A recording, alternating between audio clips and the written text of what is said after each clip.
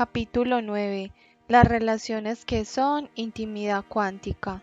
Después de que despejan a ti de mí y el tuyo del mío, ninguno puede estar seguro de quién fue ese yo cuyo mío eras tú. Para el acto del nuevo van, más completamente no a saber. Robert Graves. Los bandidos. Conocerse a uno mismo y no conocerse uno mismo, ser uno mismo y no obstante escapar de uno mismo, ser independiente y autolimitarse, y no obstante unirse con otros y sentirse parte de algo más grande que uno mismo, son cuestionamientos con los que todos estamos familiarizados. Existen momentos en que la carga del yo, sus percepciones, sus responsabilidades, su aislamiento, son más de lo que podemos soportar y otros momentos en que pelearemos con todo lo que tenemos para preservarlo, para mantener nuestro sentido del ser yo y del ser mío. En el poema de Graves, los amantes se pierden gustosamente uno en el otro, dispuestos a doblegar las fronteras que de uno de otro modo podrían mantener sus yoes separados y definidos. Nadie puede decir dónde termina uno y comienza el otro. ¿Quién fue ese yo cuyo mío eres tú? Todos atesoramos tales momentos de intimidad, a menudo arriesgándonos todos a tenerlos, y a pesar de ello, también pugnamos por romper con ellos y lograr la libertad. Glaze llama a su poema Los bandidos, implicando que ambos han robado de cada uno algo que no era suyo. Freud habló de estas tensiones entre el yo y el no yo, en términos del instinto sexual y del instinto del ego.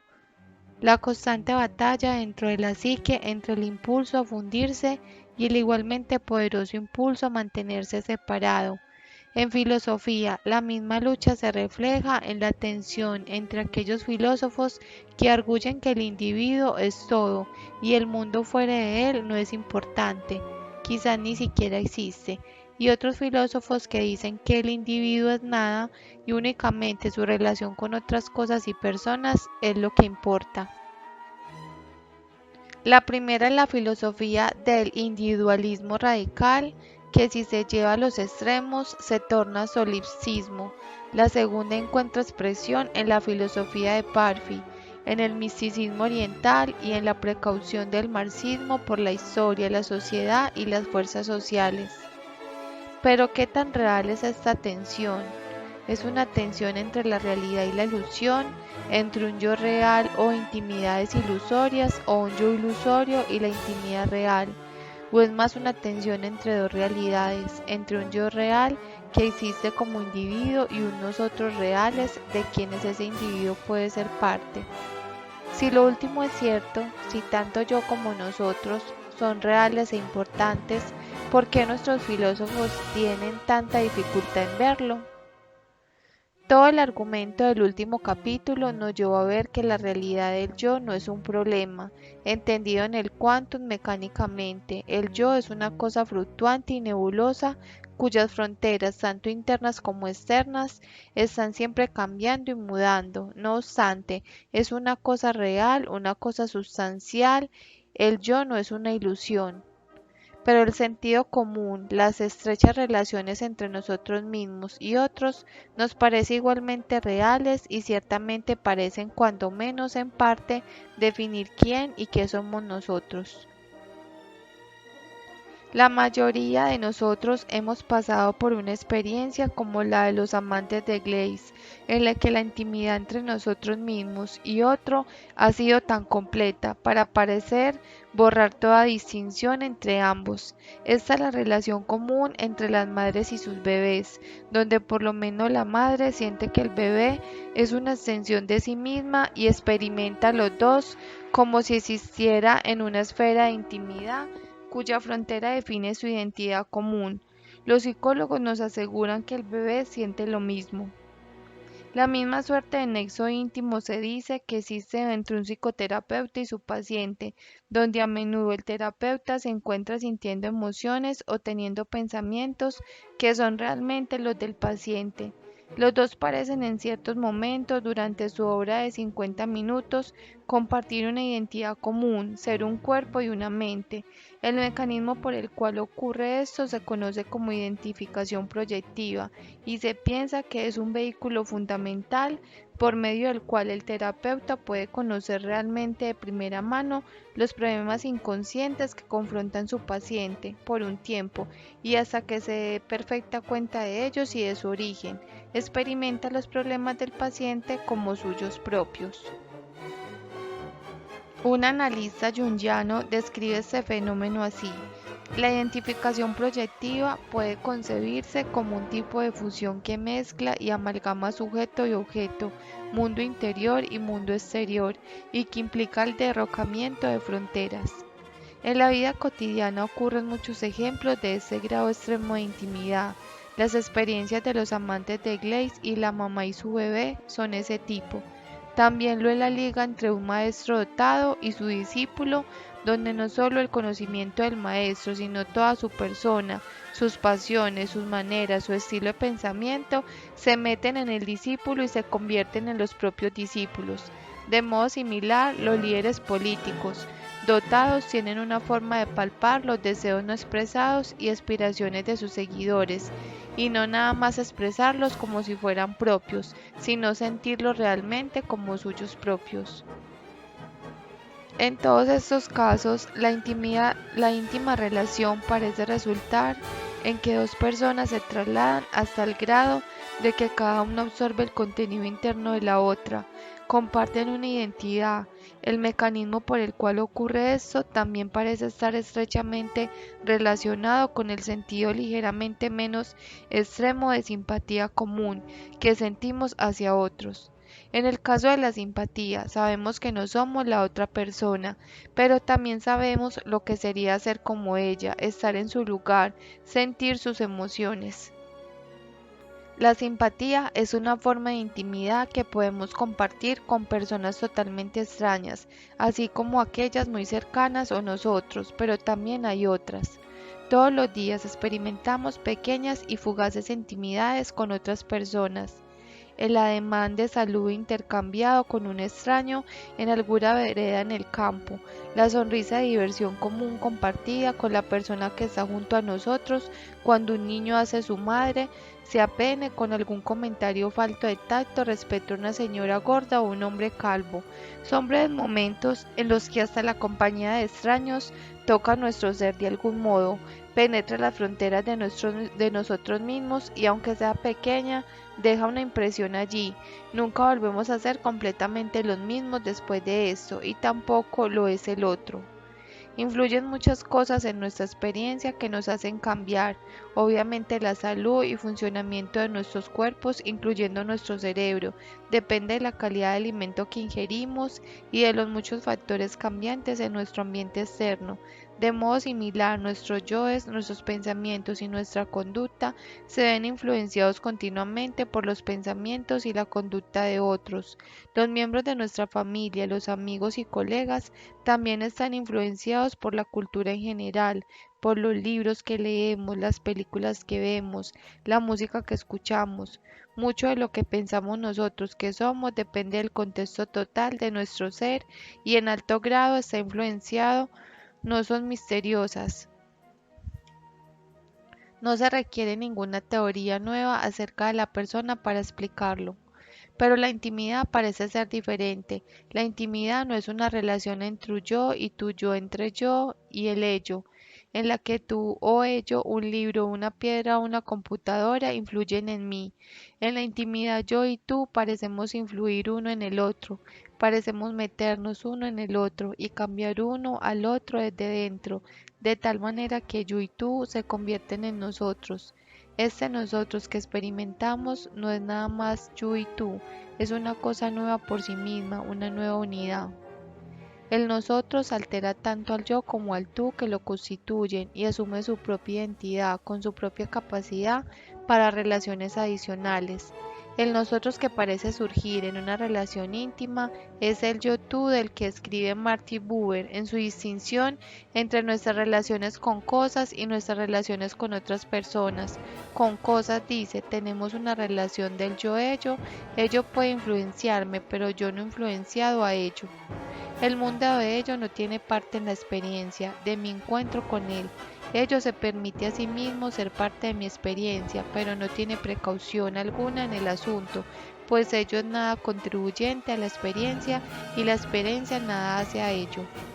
Pero cuando se habla tú, el que habla toma su lugar en la relación en you-tú. Yo y tú se convierten en nosotros. Debido a que cada uno de nosotros tiene relaciones personales de algún tipo y la mayoría de nosotros somos lo bastante afortunados para haber experimentado alguna intimidad en nuestras vidas, la existencia de nosotros es una verdad vivida por nosotros. Pero ¿tiene alguna base de hecho? ¿Existe realmente tal cosa como intimidad? ¿O es nada más que una ilusión a la que se aferra el yo aislado? A nosotros nos parece bastante real, pero cuando tratamos de entenderla, de expresarla y explicarla y hacer de ella parte del aparato conceptual con el que estructuramos nuestro mundo, encontramos que existe un problema. ¿Cómo pueden dos individuos reunirse de tal manera que cada uno sea cambiado internamente por ese encuentro y que el encuentro mismo asuma su identidad?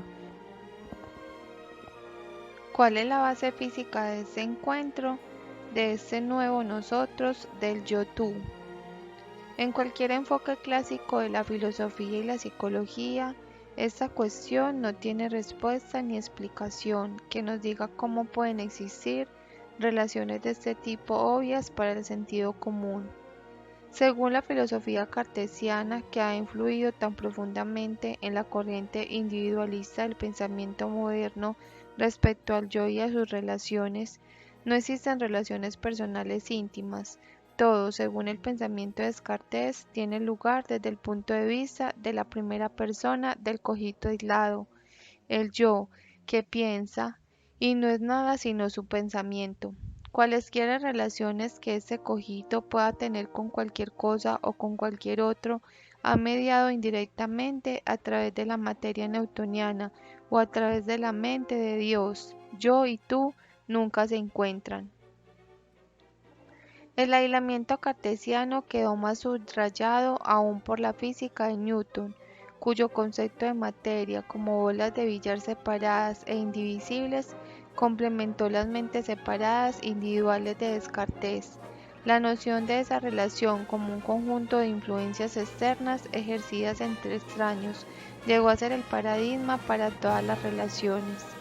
Las bolas de billar no se encuentran, no entran dentro de cada una de ellas las otras ni alteran las cualidades internas de otra. No tienen medios para hacerlo, porque cada una es siempre y únicamente ella misma y es totalmente impenetrable a cualquier influencia exterior. Al igual que las mentes de Descartes, se relaciona una con otra, solo indirectamente por la vía de fuerzas externas que hacen que se atraiga o repelen una a otra, o que choquen una con otra de tiempo en tiempo. Durante una colisión sufre un impacto y tal vez sufren un cambio de posición y momento de impulso, pero permanecen siendo las mismas por sí mismas, antes, durante y después de la colisión. Su relación durante la colisión, la atracción o la repulsión es lo que Sartre llamaría una verdad contingente. Ciertamente, todo el paradigma cartesiano-newtoniano de individuos aislados que únicamente tienen relaciones contingentes y externas es la base del meollo del pensamiento existencialista respecto a las relaciones interpersonales. El ser y el tiempo, Heidegger nos dice que representa el ser, puede no tener compromisos. Cuando dicen es absorbido en el mundo que lo concierne, al mismo tiempo en un ser con y hacia otros no es el mismo. Y Sartre, que se ve a sí mismo llevando la revolución cartesiana a su última conclusión, arguye el ser y la nada, que el ser de otros es un hecho de nuestra existencia, más no un hecho esencial. Es nada más lo que él llama una necesidad de hecho. El ser para otro no es una estructura ontológica para el ser para sí mismo. No podemos pensar en derivar el ser para otros de un ser para sí mismo, como uno derivaría una consecuencia de un principio. Nuestras relaciones con otros son nada más cosas que suceden, moscas que se posan sobre nuestra nariz. El otro realmente no llega a nosotros. Si pensamos que lo hace, nos encontramos en mala fe.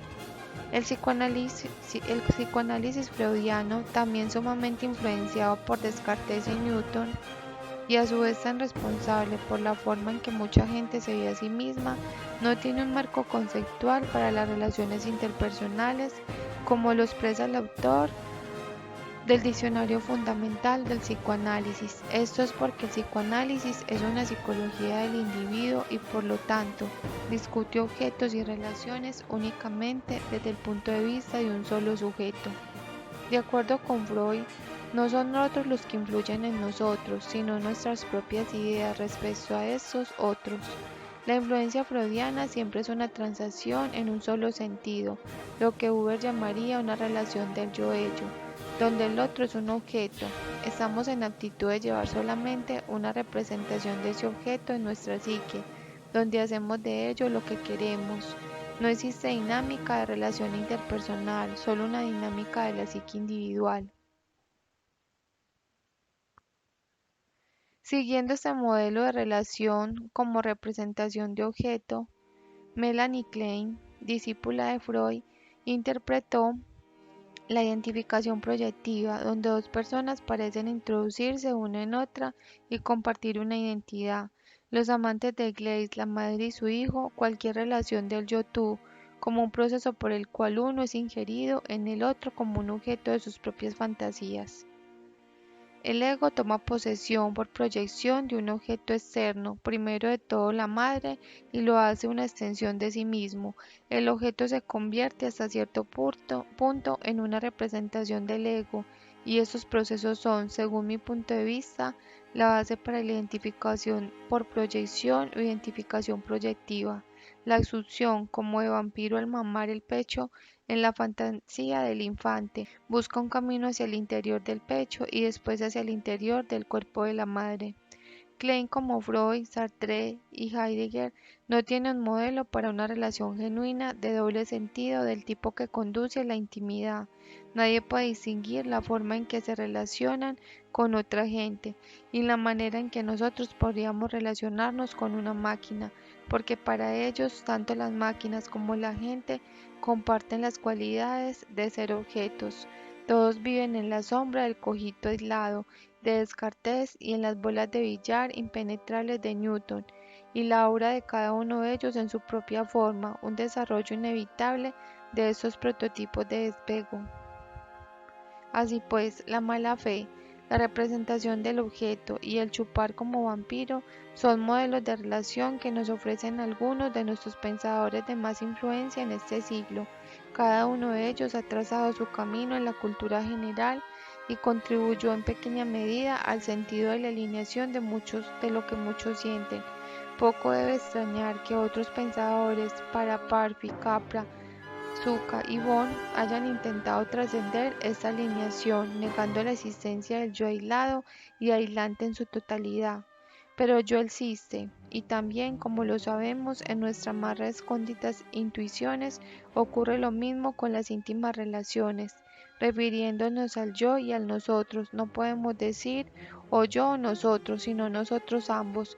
Yo soy únicamente yo, algo en mí mismo que únicamente yo puedo ser, y soy asimismo mis relaciones con otros, algo más grande que yo mismo. Para trascender este conflicto entre el yo y el no yo, necesitamos dar base a la realidad de nosotros en una nueva estructura conceptual que conceda igual peso a los individuos y sus relaciones, una estructura que descansa en la física de la conciencia. Necesitamos ver cómo en físicamente que nosotros puede ser tanto en compuesto del yo y tú como una cosa nueva por sí misma, con sus propias cualidades. Tales individuos compuestos no son posibles en la física cuántica. Esta nueva estructura conceptual de las relaciones interpersonales puede encontrarse en la dualidad onda-partícula y en la óptima de una partícula elemental para hacer tanto una onda como una partícula simultáneamente. El aspecto de la partícula de la misma cuántica da pábulo a los individuos o cosas que brevemente que sea pueden tener una identidad. El aspecto de la onda hace surgir las relaciones entre los individuos y el consecuente nacimiento de nuevos individuos, mediante enmarañamiento de los componentes de las funciones de la onda. Puesto que las funciones de onda pueden traslaparse y verse enmarañadas, los sistemas cuánticos pueden penetrar uno en el otro y formar una relación intercreativa de una forma que no es posible en las bolas de billar newtoniana. Los sistemas cuánticos se encuentran y por medio de sus encuentros evolucionan. Si existiera únicamente el aspecto de partícula de la materia elemental, el mundo como lo conocemos nunca cambiaría fundamentalmente. Las partículas existen, se moverían alrededor y en ocasiones formarían nuevas combinaciones, pero la índole intrínseca de la materia permanecería siendo la misma. El mundo no sería creativo, es únicamente a través del aspecto de onda y la creación de nuevos individuos en los cuales conduce que el universo se desenvuelve y evoluciona. La tensión entre partículas y ondas dentro de la dualidad onda-partícula es una tensión entre ser y llegar a ser. De modo similar, la tensión dentro de nosotros mismos entre el yo y el no yo, entre mantenernos nosotros para nosotros mismos y entrar en relaciones más o menos íntimas, es una tensión entre permanecer como somos y llegar a ser algo nuevo. La clave de ambas cosas es la mecánica de las ondas cuánticas. Al igual que los sistemas de partículas elementales, nosotros también, nuestras personalidades, nuestros yoes, son sistemas cuánticos. Dentro de cualquier individuo, la física de traslapar sus yoes puede verse fácilmente como el traslape de patrones de ondas dentro del condensado Bose-Einstein de conciencia. Cada uno de ellos, como persona, es un compuesto de sus yoes cuánticos que también son un yo, una unidad más elevada. Como lo experimentamos, la relación entre tú y yo, cuando nos convertimos en nosotros, es muy semejante a la relación que liga los muchos sus yoes de mi propio yo. Presenta el mismo desafío para relaciones interpersonales, que como lo hizo la integración de ese sus yoes para la identidad personal. Podemos ver esto cuando comparamos los diálogos internos entre nuestros propios yoes con los diálogos entre nosotros mismos y otros. No podría tener casi la misma conversación entre mis propios lados rebeldes y convencionales respecto a la responsabilidad que podría tener un director de la escuela de mi hija respecto a hacer que la niña llegara a la escuela a tiempo cada mañana. En principio, la mecánica de onda cuántica de personas en traslape debería ser lo mismo que el traslape del yo es dentro del yo, aun cuando la física actual de esto es menos clara. Dentro de cualquier yo estamos hablando de traslapar patrones de ondas de un condensado dado, mientras que entre otras personas hablamos de traslapar patrones de onda sobre diferentes condensados Bose-Einstein entre personas. Los efectos de traslapar pueden ser no locales, como cuando dos rayos láser físicamente separados interfieren uno con el otro a través del tiempo, pero como quiera que ocurra, la forma extraña en que la mecánica onda cuántica encaja en lo que sabemos respecto a las relaciones interpersonales sugiere que allí existe definitivamente una base física de algún tipo. Si yo pudiera ser un yo en primer lugar, un yo para mí mismo, puede ser un yo con uno y para otros. Ciertamente, en cualquier modelo cuántico de la prensa, es imposible que debiera ser de otro modo. Cuando un niño recién nacido inicia su vida, su persona es principalmente genética, viene al mundo con un yo rudimentario, pero totalmente sin experiencia, y en los primeros meses de su vida está fundido con su madre. En términos cuánticos, sus propias funciones de ondas están casi totalmente traslapadas con las de su madre y se hallan en una relación de identificación proyectiva. En mucho, la experiencia del bebé es la experiencia de la madre y empieza a tejer su propio yo usando la ropa de su madre. Lleva las respuestas de la madre al mundo, sus percepciones, sus emociones, sus cuidados y los deposita dentro de su propio sistema de memoria cuántica. Se convierte en la sustancia de lo que él está hecho e influye en el desarrollo de conexiones nerviosas en su propio cerebro. Esta estado de fusión con la madre a través de identificaciones proyectivas es equivalente a la primera etapa del desarrollo de la psique establecida por Erik Erikson, la física del ello, la física de la liga original entre madre y bebé. Es muy semejante a la física del enlace covalente en los compuestos químicos. donde el compuesto está formado por los dos átomos componentes que comportan un anillo de electrones, comparten un estado. El bebé lleva a su madre dentro de sí toda su vida como parte de sí mismo, como alguna vez ella lo llevó a él en su vientre, y el éxito o fracaso de su nexo inicial con ella conducirá a la confianza básica o desconfianza básica que Erickson asocia con esta etapa. Cuando el bebé madura, tanto su yo como sus percepciones se desarrollan para escapar cosas y personas más allá de su madre. Con sus sentidos agrega información respecto al mundo físico, a sus patrones de instinto y construye un repertorio de reacciones a su ambiente. Con su yo en un desarrollo forma una red de relaciones fugaces con otros alrededor de él. Su propio patrón de ondas muy leve se integra con la de la gente que lo sostiene y llama su atención a estos también los teje en su persona. Cuando la fuerza y complejidad de la propia persona del niño crece a través de las relaciones con otros que no son su madre, el grado de sí mismo, su propio patrón de ondas involucrado con ella, el patrón de ondas de su madre disminuye. Por medio de la combinación de su propio material genético en las relaciones que únicamente él puede tener en la forma particular en que las hace, su individualidad, el niño empieza a sentir la tensión que nos jala de un lado a otro, entre ser nosotros mismos y ser con otros, para asegurarse, para permitir que más de sí mismo sea libre para entablar relaciones con otros. Se separa de la madre.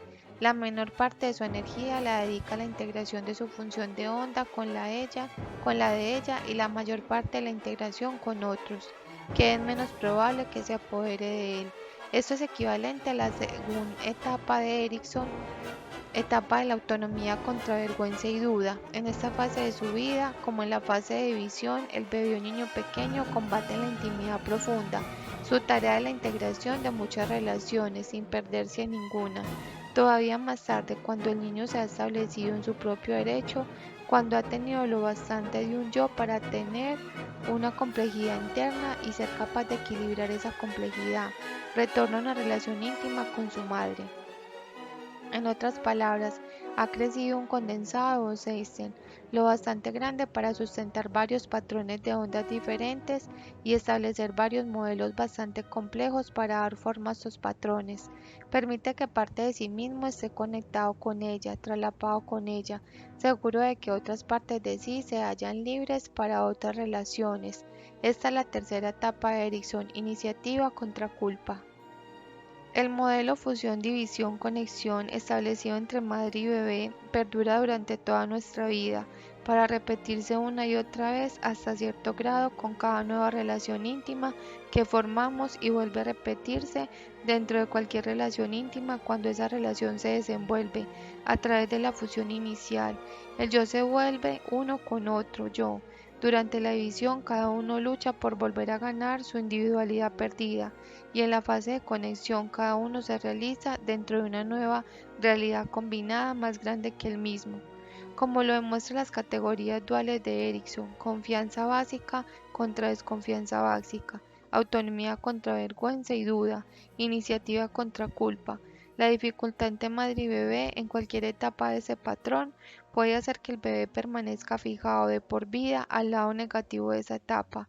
El modo para crecer más allá de esa fijación es posible mediante la mecánica de la memoria cuántica que discutimos en el último capítulo, donde el pasado es llevado y casado con el presente para formar una nueva realidad, y es por medio de este mecanismo que un psicoterapeuta buscaría ayudar a la persona así fijada.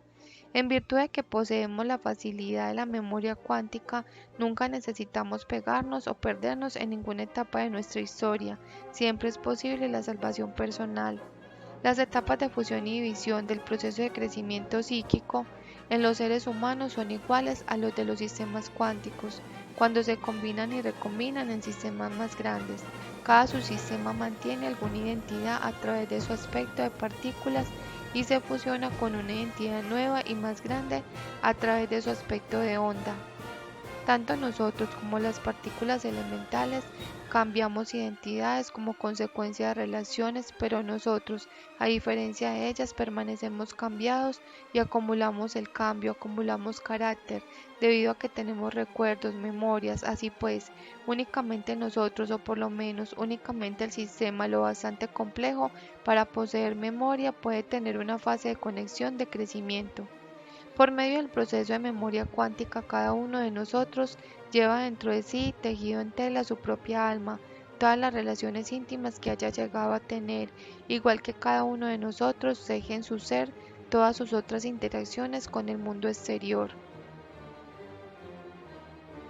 La relación íntima misma se explica en términos cuánticos por el traslape de la función de onda de una persona con la otra. La cualidad dinámica de esa relación, sin embargo, depende de las muchas variables que pueden efectuar cualquier sistema de onda. Dos personas en el mismo estado, por ejemplo, tendrán una relación íntima más armónica con dos personas en diferentes estados, cuando los aspectos de onda de sus personalidades se encuentran en una superposición, una arriba de la otra y una enmarañada con la otra más o menos armoniosamente. Una analogía con las armonías musicales, ellas mismas modelo de onda del sonido, hará esto más comprensible. Si dos notas musicales que se toquen simultáneamente son exactamente la misma, puede decirse que ambas se encuentran en el mismo estado y el resultado en un solo sonido unificado. Esto es equivalente a una relación armónica de identificaciones proyectivas, donde dos personas son como una sola. Si las dos notas destacadas se hallan separadas, una octava del sonido es armónico, pero equivalente a un sonido que surge de dos notas.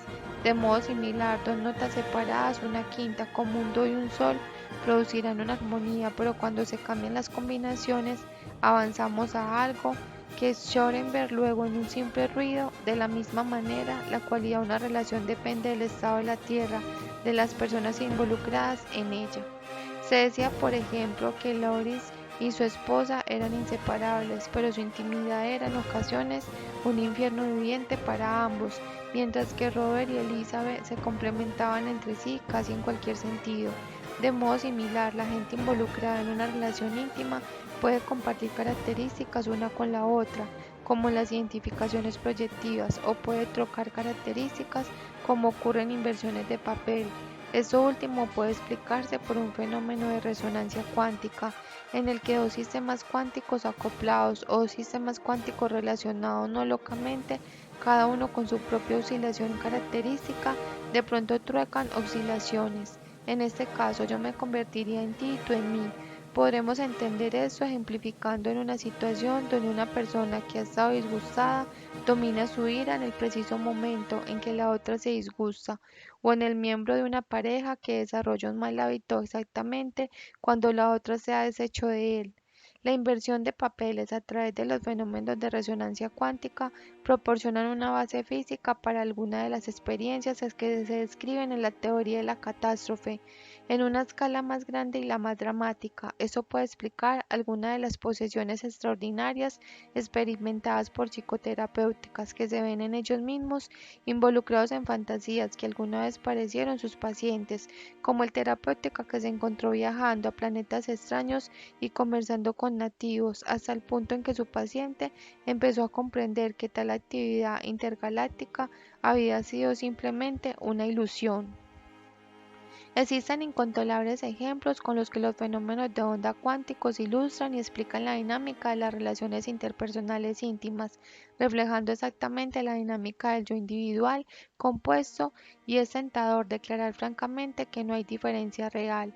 En muchas formas, mis relaciones con otros parecen ser una extensión de mis relaciones con los suyos de mi propio yo, sugiriendo que cualquier línea divisoria permanente entre yo mismo y otros, entre el yo y el no yo, no es muy significativa. No existe forma clara de decir dónde termina el yo y empieza el tú. En el lenguaje de la física cuántica decimos, concluirse que los sistemas macroscópicos siempre están correlacionados en sus estados microscópicos. En gran escala, las personas cuánticas individuales están correlacionadas, sintonizadas con otras personas cuánticas de acuerdo con las excitaciones en el sustrato cuántico de su conciencia, en sus condensados Bose-Einstein, pero ellas permanecen no obstante siendo individuos por derecho propio, como dice el físico cuántico Zeg. Respecto a sistemas cuánticos más familiares, todavía tienen alguna propiedad microscópica no correlacionadas. Esta actitud para combinar individualmente real con las relaciones definitivas es un resultado único e importante de ver a las personas como cuánticas. Ni la individualidad ni las relaciones se ha perdido, ninguna de las dos es más primaria. De modo similar, estas mismas dinámicas parecen estar más reflejadas en la experiencia consciente compartida entre personas en ciertas situaciones de grupo, el contagio emocional de una multitud en el fútbol o una reunión política, o el fenómeno de mentalidad de grupo, obsesionado por los terapeutas que trabajan con familias enteras o redes asociados íntimos. En estos, las palabras habladas por un miembro del grupo parecen expresar los pensamientos no expresados de todo el grupo. Si vemos el yo y sus relaciones desde el punto de vista de la mecánica cuántica, veremos como un espectro de relaciones y comunicaciones entre el yo y otros, que parte del diálogo privado, funciones de onda en traslape entre el subyoes de mi propio yo por medio de la liga íntima entre yo y tú, con todas las posibles variaciones de grupos que tienen el sentido de estar en una sola mente, de un solo corazón. Basándonos en el concepto de la dualidad onda-partícula, la noción de un yo cuántico, que es tanto un yo por propio derecho como un yo para otros, abre un nuevo camino en la dicotomía que ve el yo como un todo o que lo ve como un nada. Visto en su aspecto de partículas, el yo cuántico tiene una importante integralidad individual. No obstante, a través de su aspecto de onda, es capaz de estar involucrado simultáneamente con otros yoes y con la cultura en general. Esto sienta la base para la identidad personal y para la responsabilidad personal y al mismo tiempo para la intimidad e identidad del grupo. También sugiere una nueva forma de ver la cuestión de supervivencia personal después de la muerte.